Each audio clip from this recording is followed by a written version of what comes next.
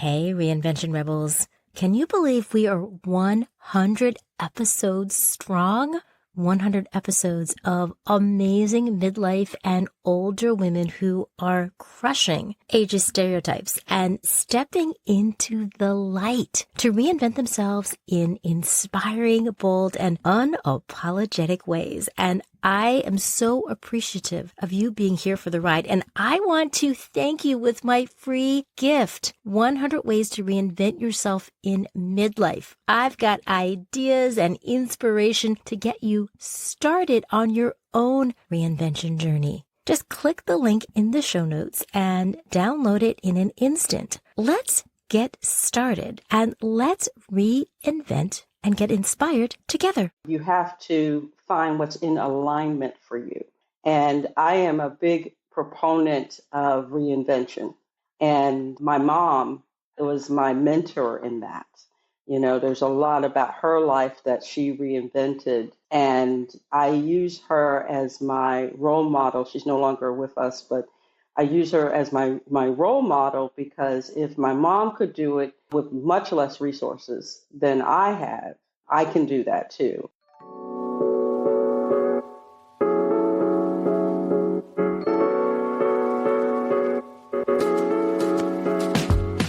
Welcome to Reinvention Rebels, stories of brave and unapologetic women 50 to 90 years young who have boldly reinvented life on their own terms to find new purpose and possibilities. I'm your host, Wendy Battles. Ready to kick your fears to the curb, do it scared, and step into who you are meant to be in midlife and beyond? These amazing women, these Reinvention Rebels, can help light your reinvention path. Come join us and let's get inspired together.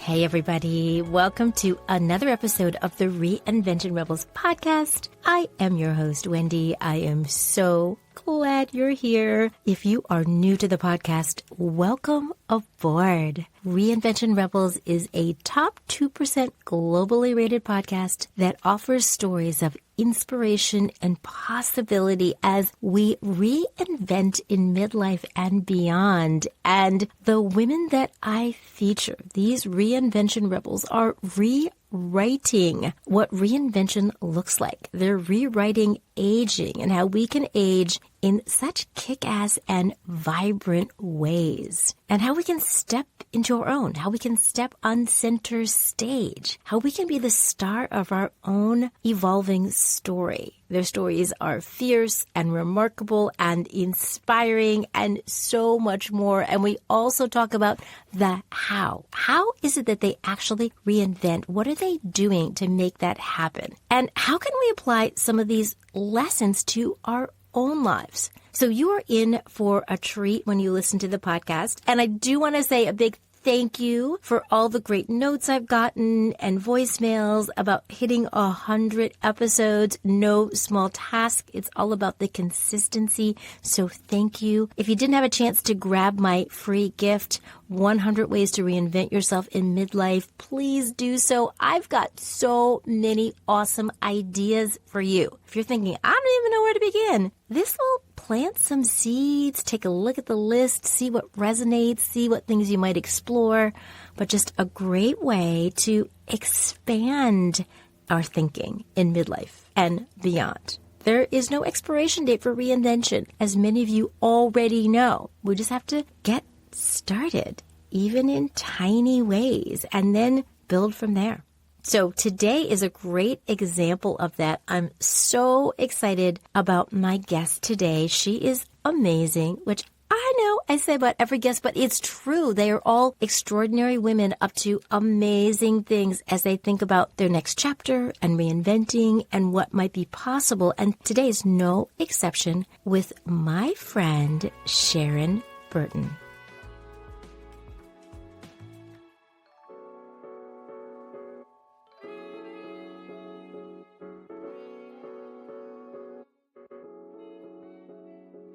Ready for some inspiration to lean into your creative side.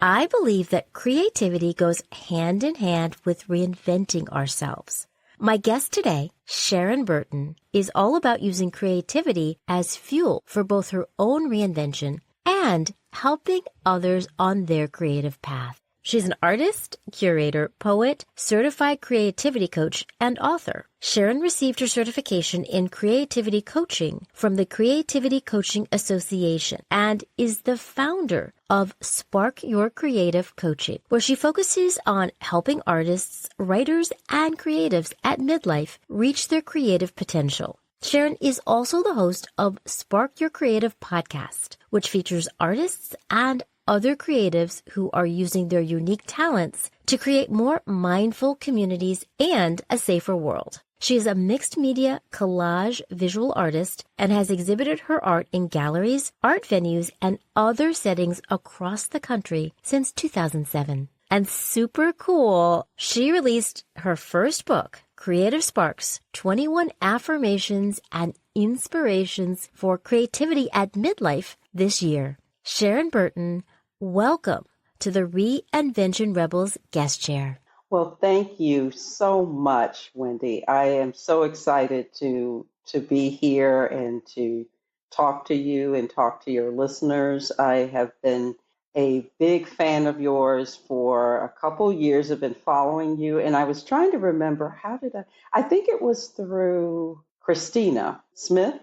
I think that's how I found you.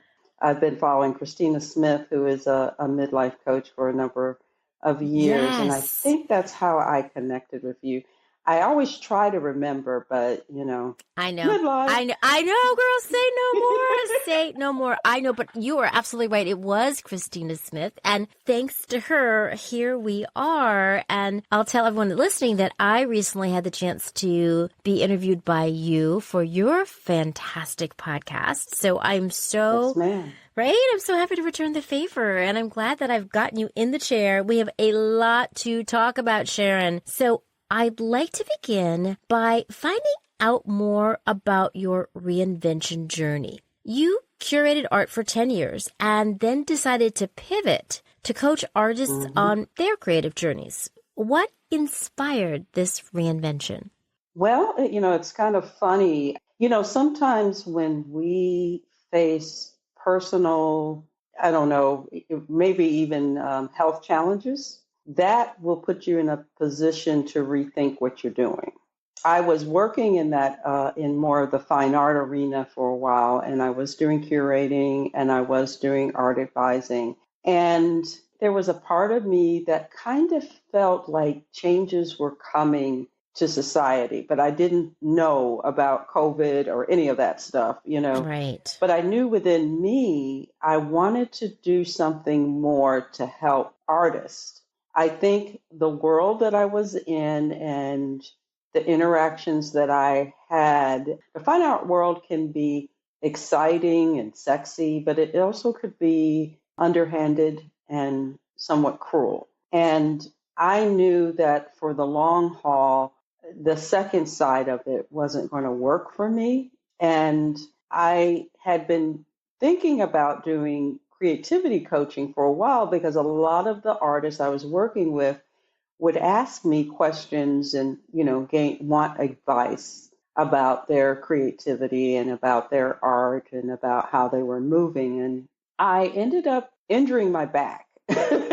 And, when you're flat on your back and you're thinking about your life and about what your life journey is and what needs to change and what doesn't need to change. And I came to the conclusion that I couldn't do this art game anymore. It wasn't working for me. I had some successes, but I had a few bruises dealing with it. And I realized I wasn't really set up to do this. And I had thought about doing creativity coaching maybe about a year or two before then. And I decided to revisit that. And I started doing some workshops that was designed to provide guidance and support for artists. And I realized how much I was enjoying it. And I decided to become certified. And here we are. And that was in 2013. 15 when I was on my back trying to figure this whole thing out. And by 2017, I was working as a creativity coach, and I got my certification in 2018 or 2019. I think it was right before the pandemic, but I haven't looked back since. I enjoy what I do. And a matter of fact, my background in fine arts and, the whole exhibition scene and art fairs and collectors and that whole thing has been very helpful in my coaching of a lot of visual artists, particularly. And so I don't think any of that was by accident or, I don't regret making that switch or even working in that field. But I think you have to find what's in alignment for you. And I am a big proponent of reinvention. And my mom was my mentor in that. There's a lot about her life that she reinvented. And I use her as my role model. She's no longer with us, but I use her as my role model because if my mom could do it with much less resources than I have, I can do that too. And so that energy of her reinvention stays with me. And I will say it was a little tough in the beginning because people were like, well, weren't you doing this? And I even had somebody come up to me at an event and say, where are you? I don't even see you anymore and all this other stuff. And, I'm like, I'm still around. You just have to know where to find me. But I'm here. And I am here. And so you're doing it. I'm doing it. And I am really leveraging my natural talents and personalities and skills to do what I do. And I love it. I totally love this. Are you thinking, I'll have some of what she's having? Reinvention Rebels are amazing, as you can hear from our discussion. They've put themselves first, decided their dreams matter, and are taking action. They have unleashed their inner rebel and are living on purpose in midlife. Are you ready to start putting yourself first and embark on your midlife dreams, focused on what you want, not others' ideas of what you should do? Come check out my new audio course, Midlife Reinvention from the Inside Out, 8 Essentials to Greenlight Your Life. I share my roadmap to get you started on your reinvention journey with the key components you need to navigate detours and get on the road to smooth reinvention sailing. Sis, it is time to give yourself the green light to shine in midlife and crush those dreams of yours with joy and purpose. Join today and let's reinvent and get inspired together. Details are in the show notes. You just said so many important things. I want to unpack some of them. And I want to start with this idea that you're doing something that you love, that you absolutely adore it. I think that is one of the key things about having the ability to persist with that thing we love, that sometimes it can be tough, but if we're doing something that we adore, it makes it much easier. So I think that's one of the ingredients I've seen in all of these interviews I've done with Reinvention Rebels. It's something that they're very passionate about. I love that you got inspiration from your mother. So often the role modeling of reinvention can help spur us forward. And you also said that the seed of this idea, that little kernel, happened when you were actually flat on your back. And right? And so I think that sometimes when we have moments where we, whether it's by choice or not, we become more quiet and still, as in, well, I have to just lay down here. I can't do all the things I'm usually doing and being busy. That opportunities like that allow us to tune into ourselves, to really get a pulse for what's really going on. What do I want? What's bubbling up? And I hear those things in you uncovering. I want to do coaching with creatives. I want to move away from what I'm doing. And I think there's so much wisdom in that journey that you went on to get to where you are today, doing something that you love. And girl, I'm like, high five. Yes. Hello. Right? Hello. Yes, girl. Yes. I am a big proponent of self-care. And I think since that time, I've been practicing more and more self-care for myself. And I've learned how important it is to get still, to move away from distractions, and to listen to the small voice within. And those are the lesson of all that is also very much a part of my coaching practice with people. Of course, I have the certification in creativity coaching, but I also have received my certification in meditation and also became a divine sleep yoga nidra guide. And also as a person who really gets involved with yoga and hiking and other kinds of wellness practices for myself, I infuse that in my coaching practice with people based on where they are. And I do believe in stillness, in cultivating your creative muse. A lot of people that I deal with are stuck. And we live in a lifestyle that it does not really encourages stillness, though it's gotten better. But I try to infuse those wellness practices as part of my coaching practice so people understand that it's not just about feeling up to doing your art. There's a lot of things that you have to do to prepare yourself to open yourself creatively. And that's what I try to do. And I try to introduce those principles. A lot of artists are into those kinds of things, but a lot of artists aren't. And sometimes I'm the first person that introduces them to some of these different kinds of mindful practices. But by getting still myself, I was able to figure out, okay, what really aligns for me?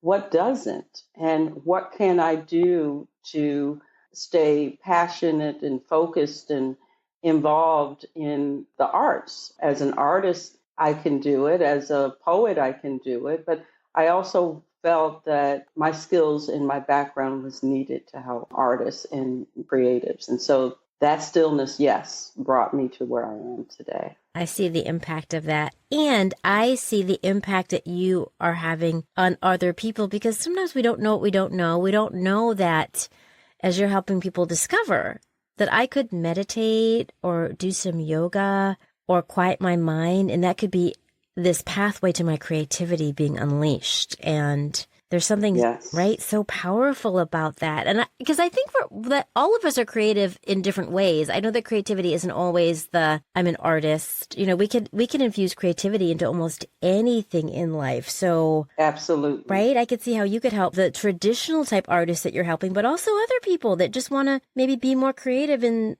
their endeavors in some way, and how that could be such a good opening to help people expand their life.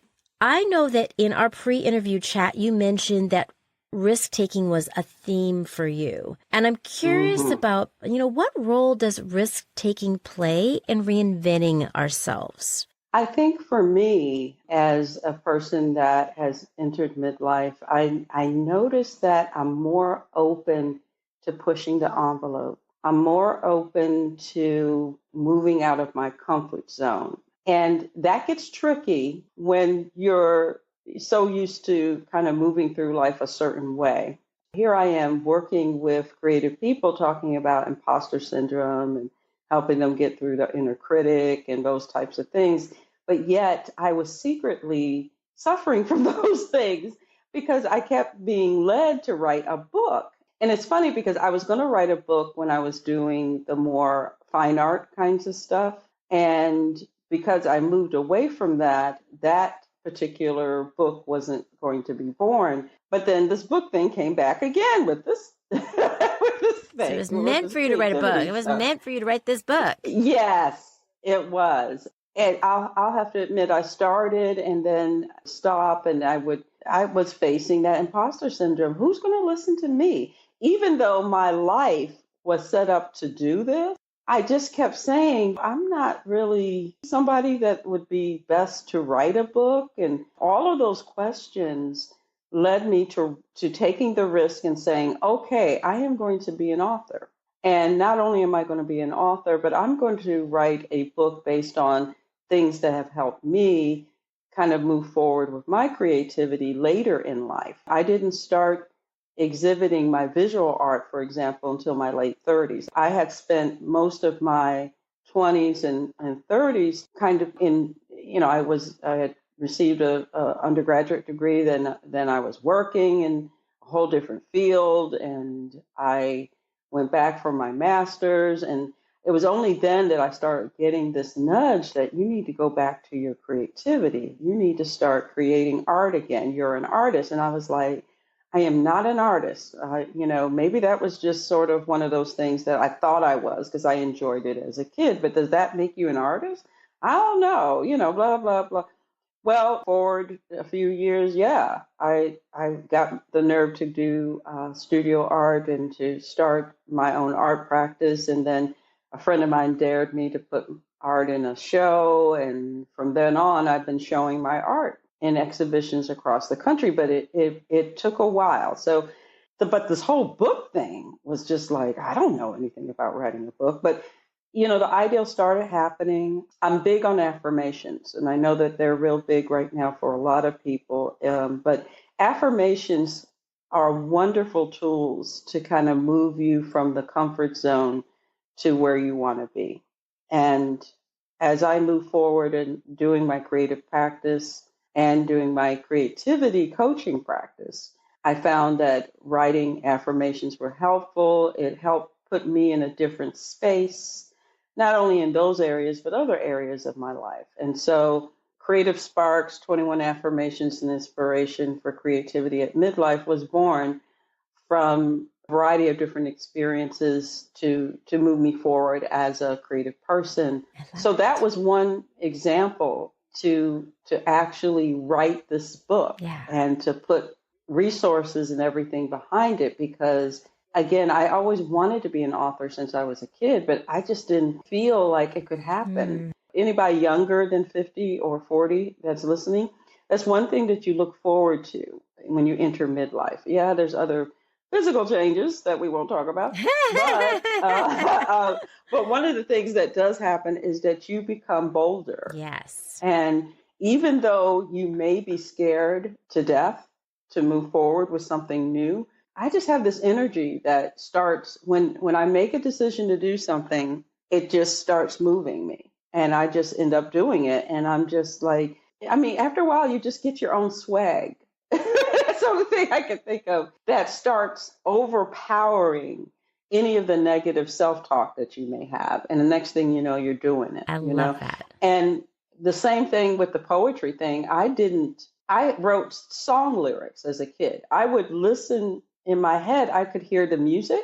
I could hear how a song would go, and I'd write the lyrics. And I keep saying I miss my calling to be in the music industry, because I think I could have been a good producer or songwriter. But they're basically were poems. And it didn't take, I didn't do anything with it. I abandoned that along with the visual art. The visual art came back first. And then I went through a life lesson a few years back, and I was so devastated. Creating art, it didn't help me. I found myself writing these poems in my phone going back and forth to work. Mm-hmm. And next thing I know, I had like 40 of them. Wow. And I was like, whoa, what is going on here? Yeah. And I took the chance to write up my own little chat book. And I invited some friends, and a friend of mine actually hosted my little poetry reading. And from there, I've been writing poetry.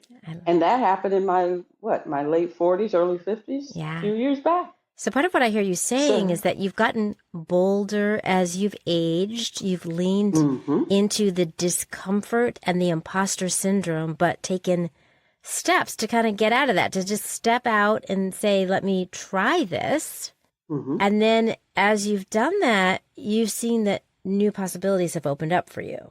By taking those risks. Because I know people are listening saying, okay, well, I'm listening to Sharon, and that sounds really good that she, she's taking these risks, but I don't know if I can do that. Because, it is, we see people doing things and we get inspired by them, but sometimes we want to apply that same concept to our own life. I'd like to feel a little bolder. I'd like to feel a little more empowered. But, we're all evolving in our own way. Sharon, what's one simple thing that someone can do that's still stuck in the, I'm not so sure about this and I have a little imposter syndrome, to actually move into action and get started?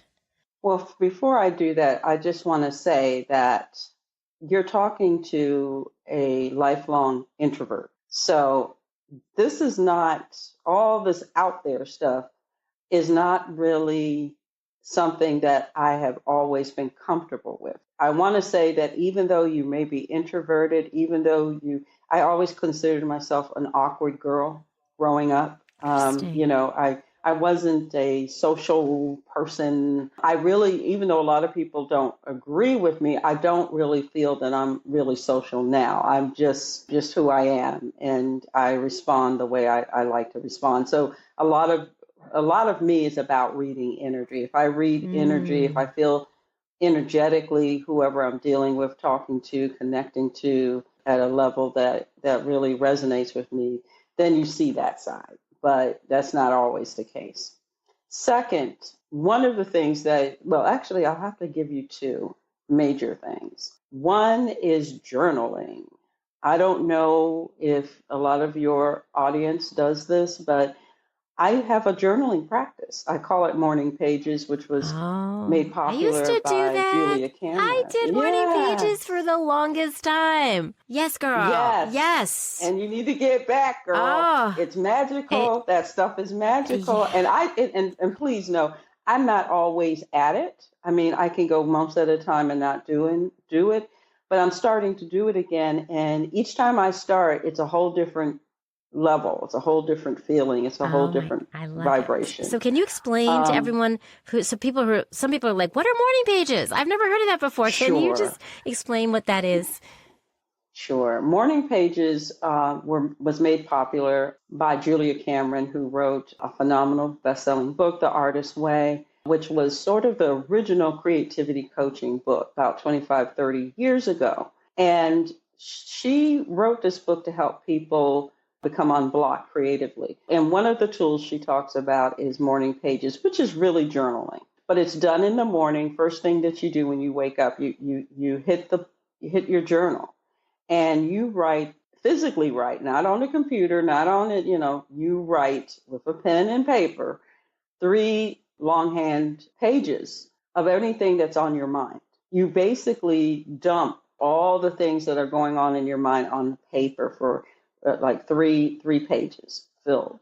And the trick of that is that you dump out all the things that is just sort of stirring in your mind that can keep you blocked. And that includes feelings about, oh, I can't do this and blah, blah, blah. You get it all out. I think that it's very helpful because sometimes you have these things going on in your head, but to get it on paper, it creates some kind of movement that can clear you up for other things. So that's one thing I recommend. The second thing is affirmations. I don't believe affirmations are the end-all, cure-all for everything. But in my book, I talk about a variety of different things that get in our way creatively. And let's take your inner critic, for example, that voice inside you that says you can't do this and you're not that, and you don't have the education, the background, do this, and blah, blah, blah. Okay, number one, I talk you through where some of that might be coming from, but also I talk about using an affirmation, writing an affirmation for yourself that can rewire, in a sense, those belief systems. If I'm saying, you're not an author, you're just an artist and maybe a poet, but you're not an author. You can't write a self-help book. And so what I instruct people to do is to think about, what do you want? I want to be an author. I want to be an author for creatives at Midlife. And then I challenge myself to write an affirmation that states that I am, even though I may not feel like I am, even though I may not have hit my computer to write one sentence for the first chapter or whatever, I affirm to myself that I'm already that. Yes. I am an author that provides guidance and support for creative people at midlife. It's powerful. And once I write my affirmation, I have the choice to do a couple things. I encourage a lot of my clients, go ahead and write that, but also put it somewhere where you see it every day. Yes. And remind yourself, whether it's at your computer, whether it's at the refrigerator, whether it's in the bathroom, in your bedroom, someplace that you can't miss it, no matter what you do. And really embody what it says. Now, some people say, well, it feels so weird to say that when that's not the case. But see, the thing is, this is your vision statement, basically, in one sentence. And if you can visualize it, you can become it. And it's not hocus pocus and all that.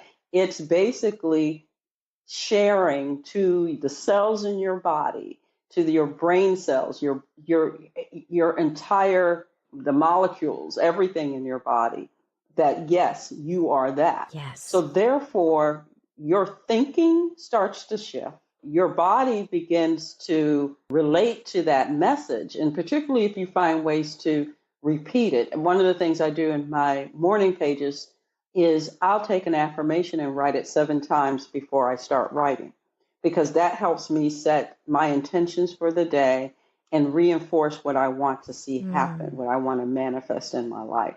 And that's basically what you're doing. So you may want to do a writing practice for 21 or 40 days that really focuses on your affirmation and what you're doing towards that. But those are 2 ways that you can do. And I wanted to share those because they're accessible. Yes. These are not things that you got to pay a coach for or do this or do that. This stuff you can do yourself. And you couple that with doing self-care kinds of activities, setting some goals and objectives around your affirmation statement to make those things a reality, setting some intentions and working towards them, and then looking at what resources that might help you to get there. That can help quite a bit to change the trajectory of where you're going. I totally agree. But you gotta signal to your body and to your brain cells and everything and say, I dare to think differently about this. I'm not saying that it's hard. I mean, easy. It took me a while to do that. Human beings are geared to think more on the default of negative than positive. That's been kind of proven in some scientific studies and all that. Right. The thing is to trick yourself into saying something different and finding ways to maintain that vibration so you can move forward with what you want to do. Yeah, it's powerful. And I'm a big fan of affirmations. One of my favorite affirmations is from way back from Louise Hay, You Can Heal Your Life. And it's everything I touch is a success. And I have said that for like 30 years. And I believe that to be true.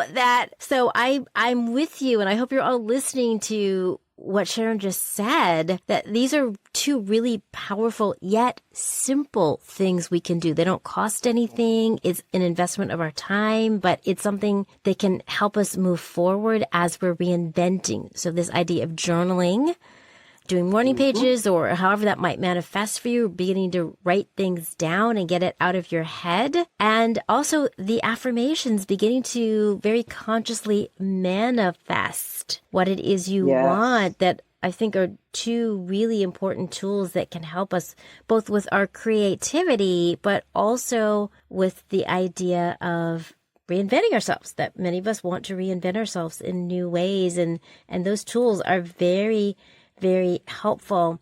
Sharon, I do want to ask you, because the theme for season 6 of the Reinvention Rebels podcast is Own Your Awesome. Own Your Awesome. Mm-hmm. I believe we are so much stronger and smarter and more accomplished than we give ourselves credit for. And you perfectly express that, this idea that sometimes we have this imposter syndrome. We're like, am I good enough? But we really are. We're pretty awesome. Most definitely. I'd love for you to briefly tell us what owning your awesome means to you as it relates to reinvention. It really does go back to the book in a lot of ways, because my book is focused on people at midlife who want to reclaim a part of themselves they either lost or a part of themselves that they're passionate about. So my thoughts on reinvention and claiming your awesome is understanding and claiming your creative ability. I have people say, well, I can only draw stick figures and I can't do this and I can't do that. And you mentioned it's not just the traditional creative fields. We all are very creative. We all have an artistic bone. And so, this whole thing, I don't have an artistic bone in my body, that is not true. I even tell people, even like women, for example, there's always somebody saying, well, I am not artistic and blah, blah, blah. And then I say, well, who did your eyeshadow today? Did you do that? Do you see how you blended the colors in your eyeshadow? That's a very artistic thing. I'm an artistic person, and I can never get my eyeshadow looking right. I am like, some of my friends are so good at it, but that's not my strength necessarily. That's not.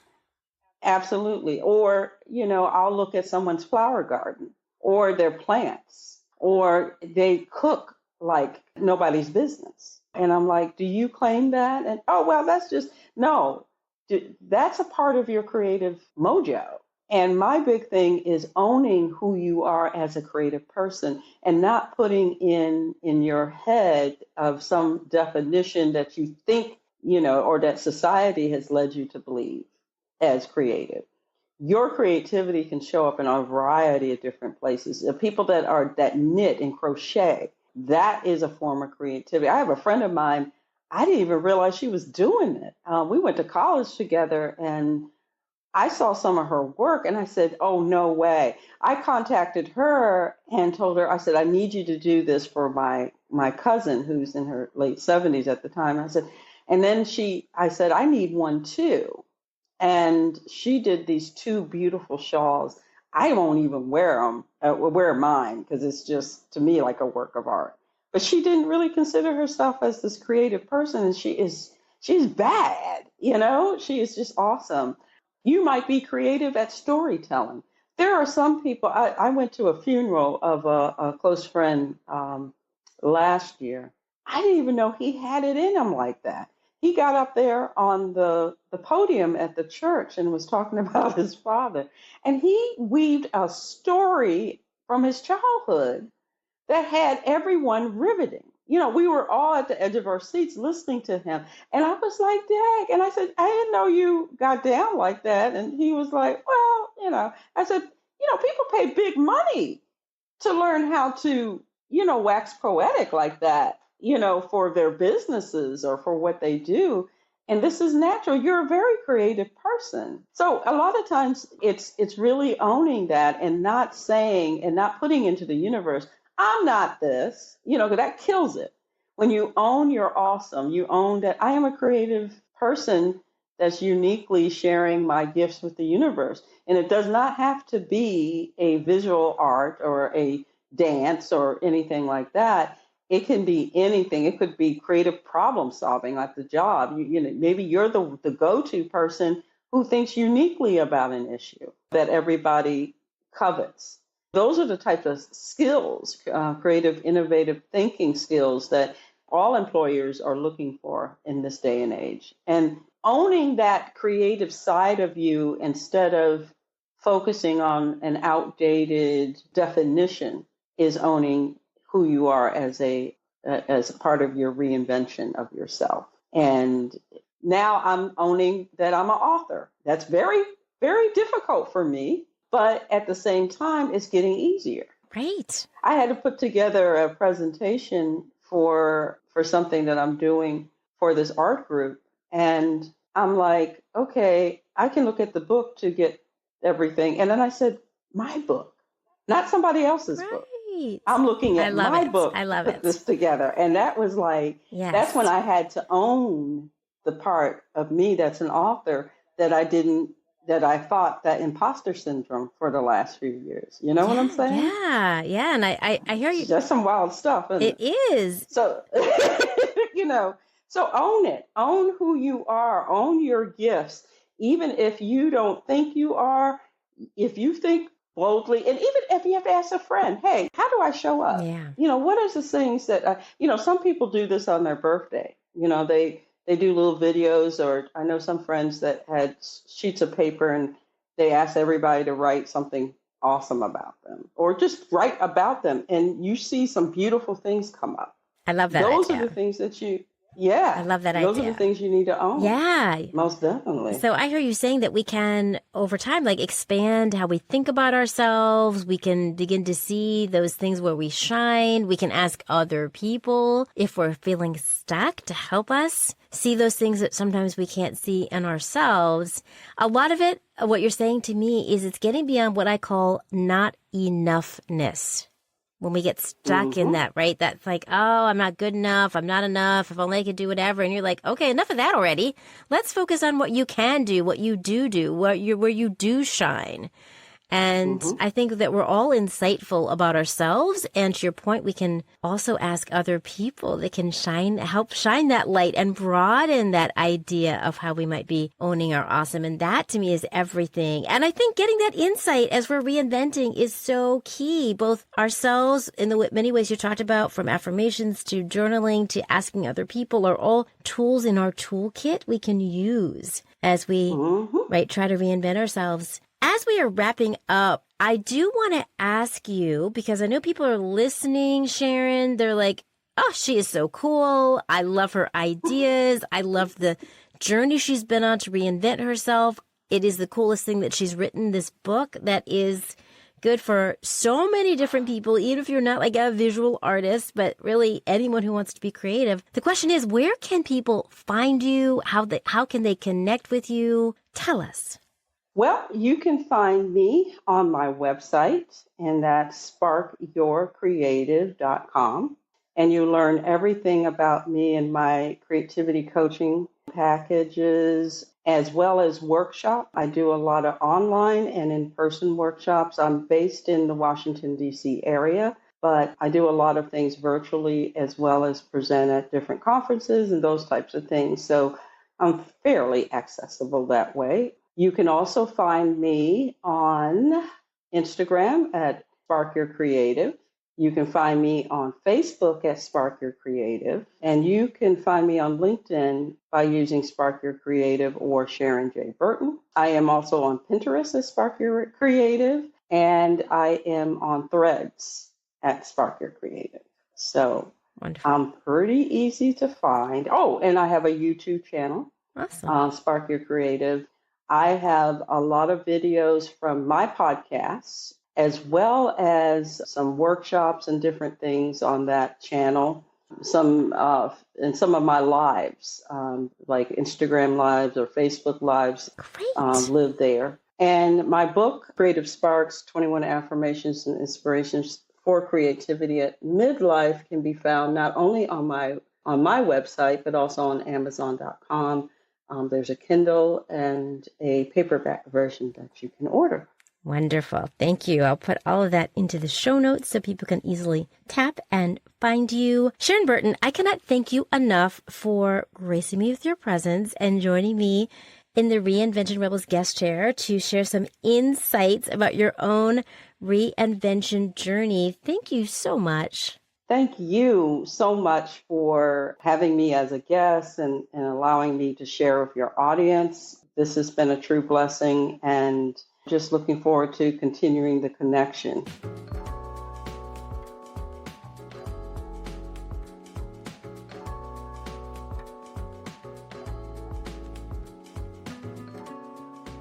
Didn't you love what Sharon had to say about creativity and reinvention? I thought it was so interesting, the path that she went on as she reinvented herself over many years. It's not necessarily a straight shot.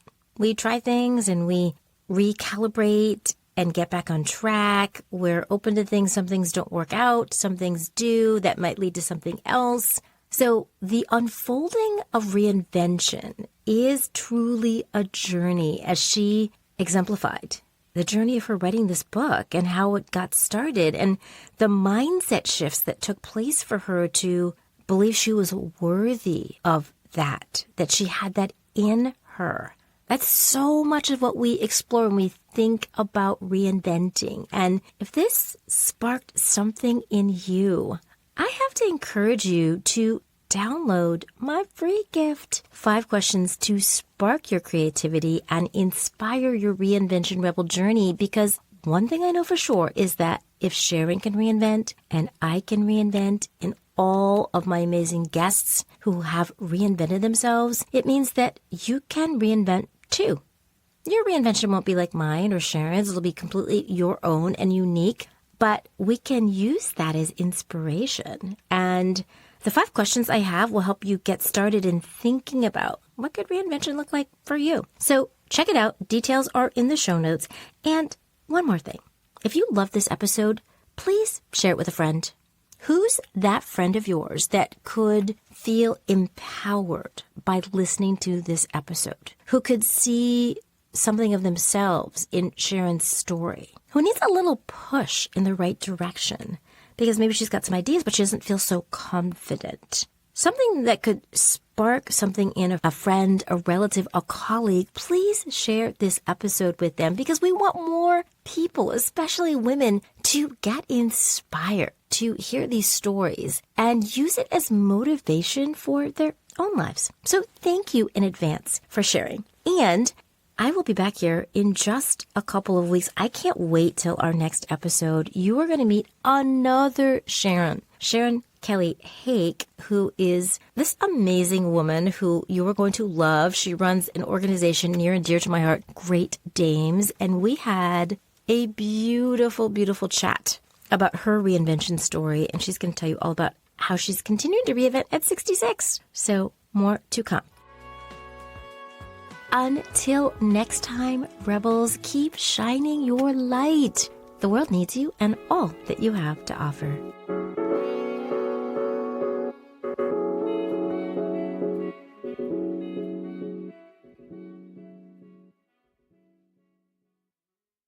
Are you tired of waiting for someday? Feel like you're too old or it's too late to reinvent yourself? Unsure of how you'd even get started on the path to midlife reinvention? I'm here to help as your guide on the side and host of the top 2% globally rated Reinvention Rebels podcast. I've been around the reinvention block a lot. Here's a simple way you can get started. Sign up for my free audio, 5 questions to spark your curiosity and inspire your Reinvention Rebel journey. It all starts with getting curious about what's possible. And I've got 5 questions to help tease out some very cool ideas. Let's get started. Details are in the show notes.